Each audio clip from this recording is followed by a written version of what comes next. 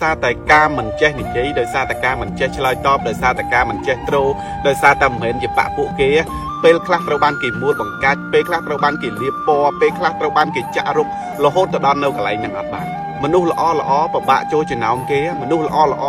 ពិបាកធ្វើការជាមួយគេកើតពេលខ្លះវាអត់ចេះឲ្យផ្អកពេលខ្លះវាអត់ចេះរៀបរឹកពេលខ្លះវាអត់ចេះសម្ដែងបងប្អូនដឹងទេថាមនុស្សត្រង់ឃើញអីនិយាយហ្នឹងឃើញអីប្រាប់ហ្នឹងឃើញអីឆ្លើយហ្នឹងមិនមែនដូចមនុស្សពុតបុតទេនៅពីមុខយើងឆ្លើយតបមកយ៉ាងផ្អែមនោះផ្អែមដែលខ្ញុំនិយាយថាផ្អែមជាងទឹកឃ្មុំខែចែកទៅទៀតប៉ុន្តែបងប្អូនដឹងទេថានៅខាងមុខចវាយនាយយើងអត់បានស្មើនឹងសម្រាមផង